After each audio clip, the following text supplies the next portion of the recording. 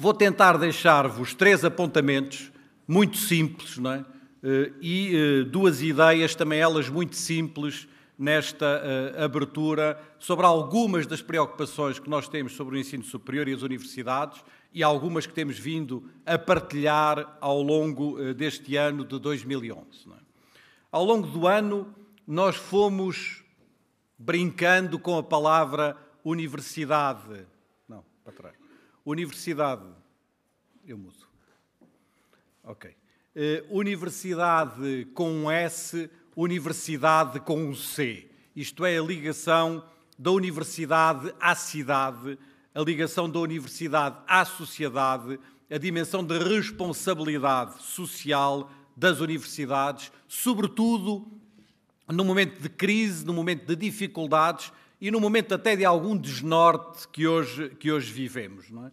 Fomos dizendo e repetindo esta tónica ao longo do ano e, num certo sentido, foi isso também que o Secretário de Estado, João Filipe Queiró, aqui nos disse nas suas palavras de saudação a este encontro. Não é? A necessidade de virar a universidade para fora, de colocar a universidade perante as suas responsabilidades sociais, de abrir ao debate público, de abrir às questões públicas, de abrir do ponto de vista social, e creio que se alguma coisa marcou o centenário da Universidade de Lisboa foi esta ideia de universidade, a universidade como parte da cidade, como parte integrante da polis, como parte integrante da sociedade e das suas responsabilidades sociais.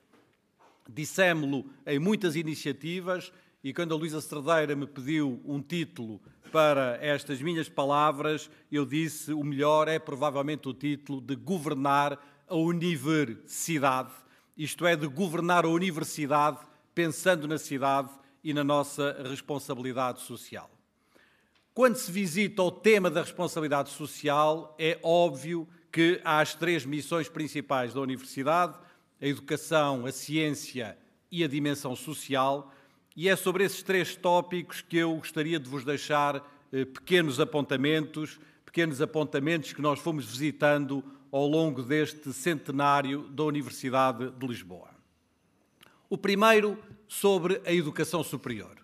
É, obviamente, uma das nossas responsabilidades principais, uma das nossas responsabilidades maiores, e sobre isso eu gostaria de voltar a partilhar convosco um diapositivo que foi, aliás, trabalhado na última quinta e sexta-feira na sessão da União Europeia na Faculdade de Direito, mostrando o que são os projetos da Europa 2020, do que são a estratégia da Europa para o ano 2020 e, sobretudo, aquele objetivo que é o objetivo principal de um dos alvos da Europa 2020, que é que haja 40% de pessoas na faixa etária dos 30 aos 34 anos, 40% destas pessoas desta faixa etária tenham um diploma do ensino superior.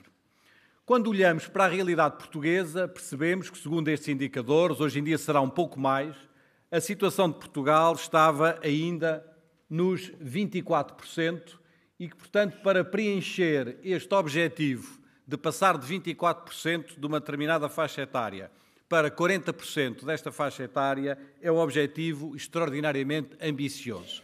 Mesmo se nós sabemos que hoje, nas faixas etárias mais jovens, temos uma maior percentagem de estudantes a frequentar o ensino superior.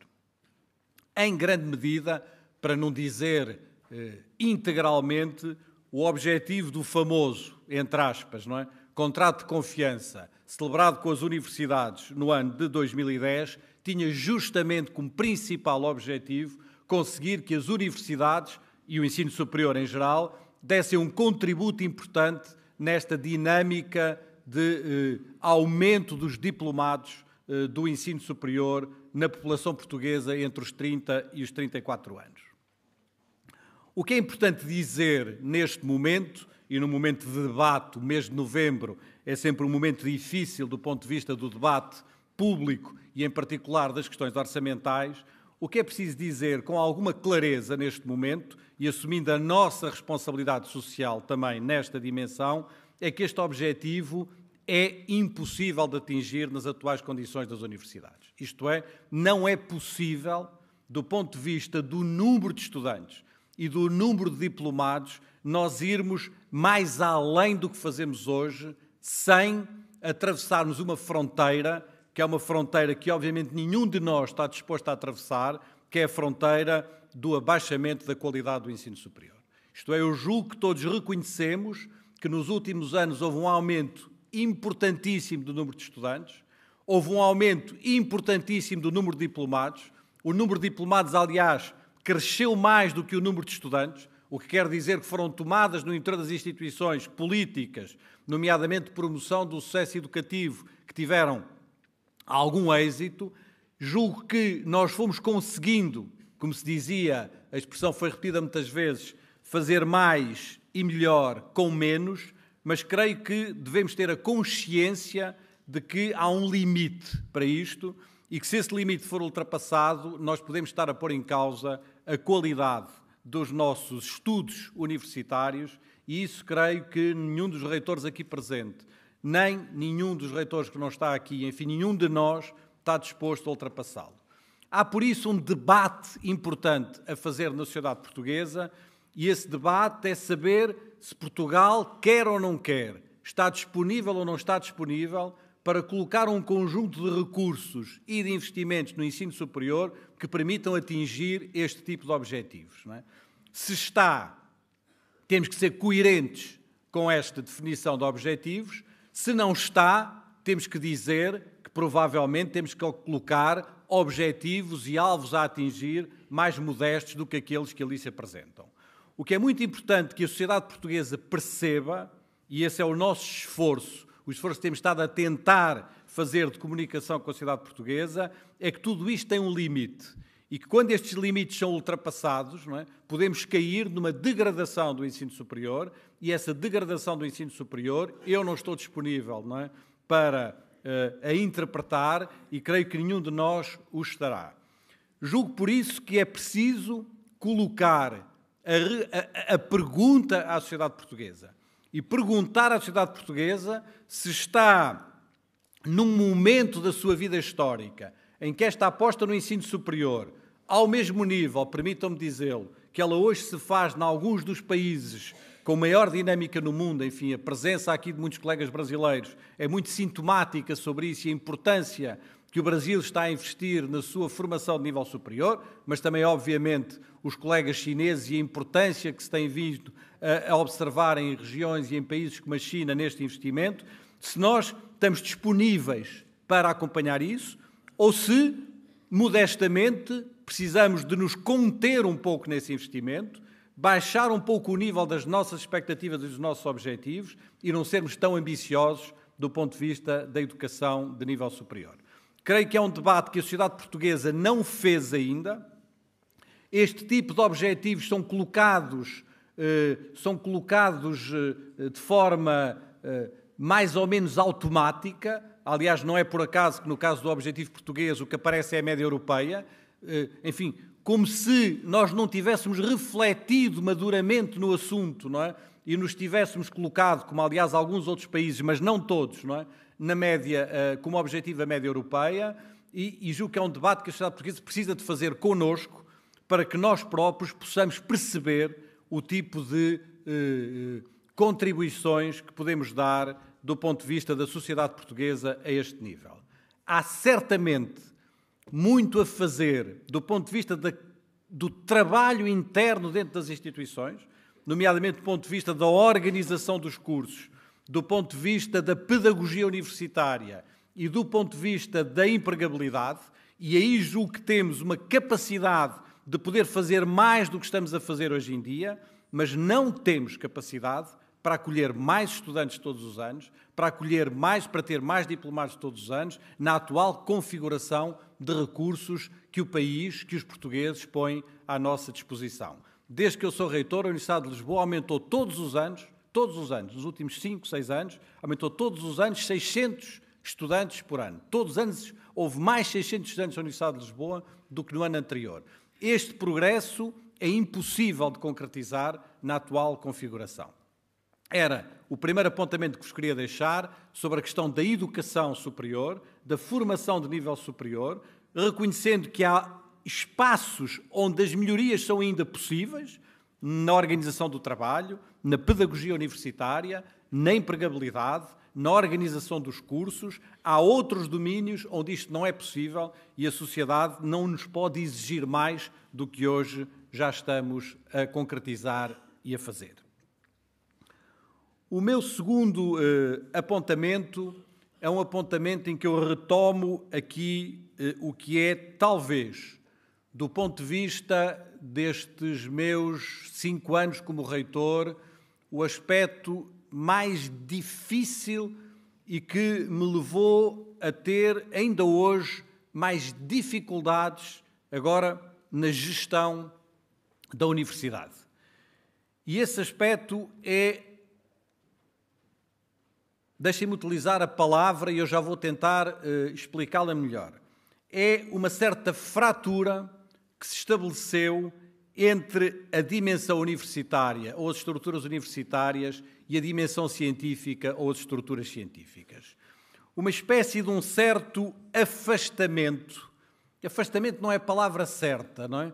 De uma certa separação que houve entre as estruturas universitárias, os departamentos universitários, a lógica universitária mais ligada ao ensino e a dimensão científica, as estruturas científicas, as unidades de investigação, a forma como a ciência se foi organizando ao longo destes anos.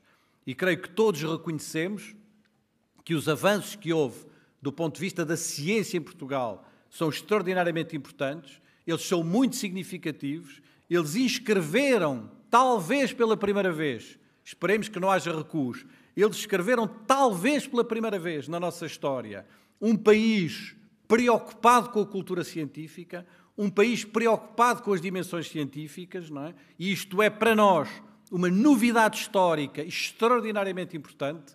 Eu recordo muitas vezes, já contei essa história, o famoso prefácio que o António Sérgio faz ao livro do Gilberto Freire, O Mundo que o Português Criou, em que o Gilberto Freire desenvolve as teorias do lusotropicalismo e desenvolve as teorias da plasticidade do homem português e da sua colonização, a maneira como nós fomos capazes de nos adaptar a climas, a povos, a realidades, a culturas, aos trópicos, como aqui se falava na sessão inaugural, essa plasticidade e essa flexibilidade, e o Sérgio vai elogiando o trabalho do Gilberto Freire sobre essa matéria, mas no fim faz uma pergunta terrível, não é? E diz o Sérgio, a única coisa que eu não percebi ao longo deste livro é porque é que os portugueses nunca se adaptaram à Europa, não é?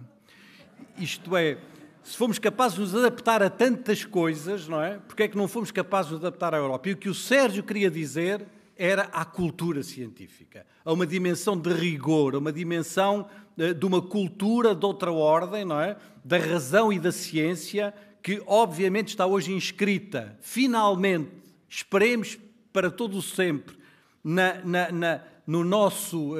nossa cultura portuguesa, mas que foi feito, em grande parte, à custa de alguma separação entre estes dois universos, o universo da universidade e o universo da ciência. O António Barreto, numa intervenção feita aqui o ano passado, utilizava mesmo uma expressão um bocadinho dura, dizendo que as universidades tinham sido transformadas em barrigas de aluguer da ciência, não é?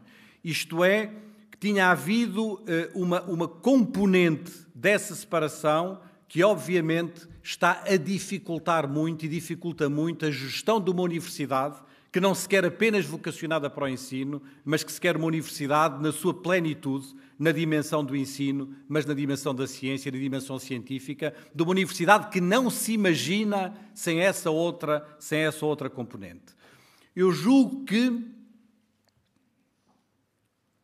muito do que nós conseguirmos fazer ou não conseguirmos fazer nos próximos anos vai resultar desta capacidade de preenchermos este fosso e de conseguirmos uma melhor articulação entre estas duas dimensões. O que os nossos colegas do MIT, do Massachusetts Institute of Technology, produziram no que eles designam pela revolução da convergência, não é? Isto é uma revolução da convergência em que o trabalho universitário e científico já não cabe nas disciplinas tradicionais, já não cabe nas fronteiras tradicionais, já não cabe nas geografias que desenhamos ao longo do século XX e precisamos de encontrar elementos de uma convergência, que é uma convergência no plano da educação e da ciência, que é uma convergência que passa por um enorme reforço das pós-graduações, e isso tem sido feito em Portugal, e ainda bem, que passa pela criação de escolas doutorais com uma componente diferente que os tradicionais programas verticais dentro das universidades e que passa, obviamente, por uma espécie de interpenetração, por uma espécie de cross-fertilization, de fertilização mútua entre estes dois universos, o que muitas vezes nós não temos conseguido nas nossas universidades. E isso é condição absolutamente essencial para duas coisas que são centrais para os próximos anos. É condição essencial para uma mudança do que é, talvez a melhor expressão seja a profissão académica, portanto, do que é a dimensão do trabalho do professor universitário, que não cabe hoje nas missões tradicionais da universidade, mas que se alarga a um conjunto de outras missões e em que este caráter híbrido também do trabalho do professor universitário se conquista numa renovação da profissão académica que tem que ter como referência central o trabalho científico, a investigação científica, a produção científica, aquilo que nós fazemos do ponto de vista do conhecimento e a maneira como essa atitude, como essa cultura é trazida para dentro da universidade, é trazida para dentro do ensino, é trazida para dentro dos nossos cursos desde o primeiro ano. Uma das atividades mais interessantes que nós temos feito aqui na Universidade de Lisboa tem sido justamente a concessão de um conjunto de bolsas de iniciação científica para pequenos projetos, desde o primeiro ano dos cursos, graças ao apoio de um dos mecenas da Universidade de Lisboa, o Sr. Amadeu Dias e a Fundação Amadeu Dias, que têm financiado esse tipo de trabalho. Mas isso é também central para uma segunda coisa, que é talvez o problema e o dilema principal de quem é reitor no ano de 2011 numa universidade portuguesa. E o nosso dilema principal, certamente que o João Gabriel partilhará comigo esta preocupação, é a renovação das nossas universidades. É o rejuvenescimento do nosso corpo docente. É a capacidade de trazer estas novas gerações que nós temos vindo a formar do ponto de vista científico, através de bolsas, de pós-docs, de compromissos de ciências, de investigações diversas. Uma geração extraordinariamente qualificada que nós temos investido na sua formação e depois temos as portas das universidades fechadas para esta geração. Não é? Este é o dilema, a mágoa principal de quem é reitor neste momento, é saber como, à volta das universidades, se quiserem, há um conjunto imenso de jovens de 30 anos, 35 anos, 40 anos, com um enorme potencial do ponto de vista científico, que podiam ter um papel central no rejuvenescimento e na mudança das nossas instituições e que continuam numa situação relativamente marginal ao que é o trabalho e ao que é a própria profissão académica. Se nós não conseguirmos articular melhor estes dois mundos, se nós não conseguirmos trazer a dimensão das estruturas científicas e ligá-las às estruturas universitárias, não separando, mas unindo o que nunca devia ter estado separado, julgo que teremos uma enorme dificuldade em proceder a este rejuvenescimento, a esta renovação das universidades, à possibilidade de dar às novas gerações uma oportunidade também nas universidades de Portugal. E o terceiro ponto é, obviamente, a terceira missão da universidade, a valorização social, a valorização económica, a valorização tecnológica do conhecimento. A ligação direta à sociedade e a capacidade de o fazer. Temos felizmente nas universidades portuguesas, e até nem julgo que a Universidade de Lisboa seja uma das universidades que mais se destaca por isso, e portanto estou à vontade para dizer, mas temos os exemplos da Universidade de Coimbra, da Universidade do Porto, da Universidade de Aveiro, da Universidade do Minho, da Universidade Técnica. Temos um conjunto impressionante de experiências hoje da capacidade dessa articulação do ponto de vista da valorização social e económica do conhecimento através de um conjunto infindável de propostas, de projetos, de iniciativas. Quero dizer-vos, com toda a frontalidade, que é esta dimensão, talvez uma das dimensões mais inovadoras da Universidade Portuguesa nos últimos anos, é talvez aquela que poderá estar mais em risco se nós não pusermos fim a uma espécie de asfixia burocrática sobre o funcionamento das instituições. Isto é, a permanente burocratização das instituições, a permanente e sistemática maneira como elas são asfixiadas por despachos, contra despachos, leis, contra leis, normativos. Agora, a última moda de há uns meses, ou há uns anos esta parte, é uma espécie de governo que governa através de e-mails e através de mensagens, não é? Ou de um serviço, ou de outro serviço, ou de uma interpretação.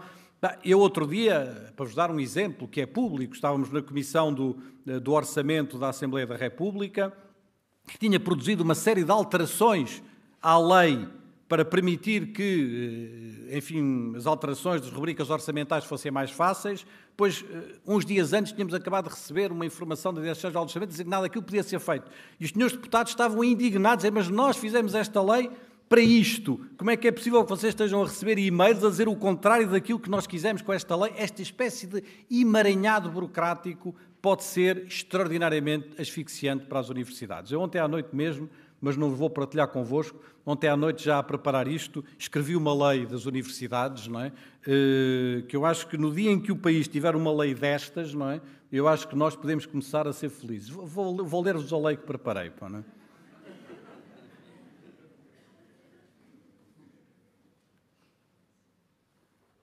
A lei diz assim, tem 3 artigos apenas, não é? O primeiro diz, as universidades são instituições públicas, autónomas e independentes, não é? Depois tem um artigo 2º que diz, as universidades gerem livremente os seus recursos humanos e financeiros, não podendo endividar-se ou apresentar déficit. Artigo 3º, o Estado fixa com cada universidade os objetivos a atingir e procede à sua avaliação, não é?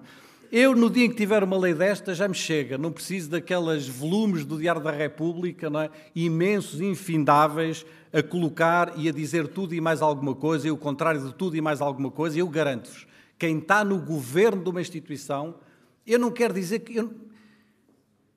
Eu não quero dizer-vos que perco metade do meu tempo, mas se não perco metade, estamos lá muito perto. Metade do tempo das nossas instituições é consumido ao nível do reitor, ao nível das suas estruturas, nestas interpretações, contra-interpretações do que se pode fazer, do que não se pode fazer, do que se deve fazer, do que não se devia ter feito, do que era importante fazer, etc, etc. E, portanto, é uma verdadeira insanidade do ponto de vista das instituições e que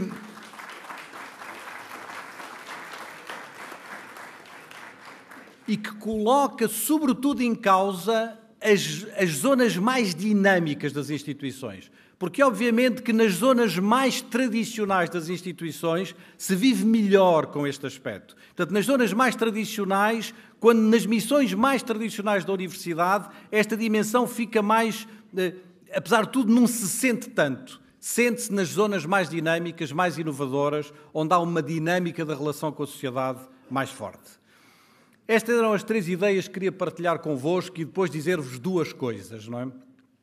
Eu estou absolutamente convencido que nós precisamos, nos próximos anos, de ter a coragem de romper com muitas das estruturas instaladas no país e também das estruturas instaladas do ponto de vista universitário. Eu tenho vindo a dizer que é necessária uma reorganização da rede do ensino superior, que passa certamente por uma reorganização dos cursos. É um absurdo os cursos que se criaram e a maneira como se criaram, não é? E isso é responsabilidade de todos nós. Há uma enorme responsabilidade do Estado nisso, que nunca quis exercer uma regulação sobre essa matéria. E nesta matéria, sim, devia ter havido regulação, mas há, obviamente, uma enorme responsabilidade das instituições, dos seus dirigentes, e eu assumo a parte da responsabilidade que me toca, não é? Creio que precisamos agora de caminhar com alguma coragem no sentido de criar instituições que tenham uma massa crítica mais forte. Creio que o caso de Lisboa é um caso típico, temos vindo a trabalhar sobre isso. Esta massa crítica não quer dizer instituições grandes, as instituições grandes por si só não querem dizer nada, não é? O tamanho não tem relevância do ponto de vista da massa crítica, mas que quer dizer instituições que possam estar articuladas sobre um conjunto de saberes, que possam ter a ciência e o ensino lá dentro e que possam ter lá dentro a valorização social e económica do conhecimento e que possam, obviamente, não é, estar à altura de competir, de trabalhar num espaço europeu do ensino superior, para não dizer num espaço mundial do ensino superior. Eu creio que nesta reorganização devemos ter um enorme cuidado com a criação de instituições com massa crítica, devemos ter um enorme cuidado também em promover a diversidade das instituições. As nossas escolas, do básico, do secundário, as nossas universidades, em muitos aspectos, para o bem e para o mal, são demasiadamente iguais, não é? São demasiadamente homogéneas. Nós sozinhos não o conseguiremos fazer, mas creio que estamos a tentar dar também aqui um sinal de responsabilidade social e de dizer que não podemos continuar tudo na mesma. Esta estrutura, esta malha de instituições foi muito importante no pós-25 de Abril, foi muito importante para promover a expansão do ensino superior. Ela não está à altura de responder aos desafios do que se espera de uma universidade neste princípio do século XXI. Creio que devemos ter essa coragem, não é? De encontrar soluções que serão diferentes caso a caso, que serão diferentes região a região, que serão diferentes universidade a universidade, politécnica a politécnico, mas temos que trabalhar sobre isso, temos que pôr as mãos ao trabalho sobre esta matéria e não ficarmos defensivamente a justificar o que muitas vezes não tem nenhuma justificação e o que muitas vezes serve apenas como um argumento para deixar tudo na mesma. E ao mesmo tempo, e esta é a minha última ideia, a última ideia que partilho convosco, e ao mesmo tempo uma grande abertura internacional. As universidades têm hoje já, felizmente, as universidades portuguesas também, uma dimensão internacional muito forte, mas é preciso ir mais longe. É preciso conseguir que essa dimensão internacional vá ainda mais longe do que tem ido nos últimos anos, que ela seja ainda mais forte do que tem sido nos últimos anos e que ela tenha também como referência este espaço dos países e das regiões de língua portuguesa. Muitas vezes a internacionalização é uma espécie de uma miragem, é uma espécie de uma espuma em que verdadeiramente não há internacionalização nenhuma, há apenas colaborações, às vezes colaborações muito desequilibradas, não é? Às vezes colaborações que colocam, que nos dão mais dependência do que capacidade e massa crítica, que nos colocam sobre a tutela de outras instituições no plano internacional, e eu creio que nós temos que reforçar uma verdadeira colaboração nos países e nas regiões de língua portuguesa. Os números que a Luísa mostrou são significativos, obviamente, da importância que o Brasil tem neste espaço dos países e regiões da língua portuguesa. São números, enfim, muito reveladores da importância que o Brasil tem, mas isso, por si só, não deve levar-nos a renunciar a estas redes que aqui, neste fórum, estão a tentar ser consolidadas, criadas, trabalhadas, e creio que eles são um elemento central daquilo que nós possamos vir a fazer no futuro. Já me ouviram uma vez contar, quando estavam cá uns colegas brasileiros de uma associação chamada ABRUEM, não é? Ouviram-me contar uma citação de que eu gosto muito, quando o Paulo Freire um dia se dirigiu a um dos seus escritores principais, o Ariano Suassuna, um escritor brasileiro, dramaturgo, não é? E um homem que detesta viajar e que não gosta de viajar. E o Paulo Freire disse isto: Ariano Suassuna tornou-se um escritor universal, não a partir do universo, mas a partir da sua terra em Taperoá. Não é? E eu creio que esta ideia de que nos tornamos universais, não a partir de um universo, mas a partir das nossas raízes, a partir da nossa cultura, a partir da nossa língua, a partir do contributo que nós podemos dar e temos para dar no espaço internacional, é o que está presente nesta iniciativa, é o que está presente nesta nova sigla, como já aqui foi dito, não é? Do Forges ou do Forge, não sei como é que se diz, não é?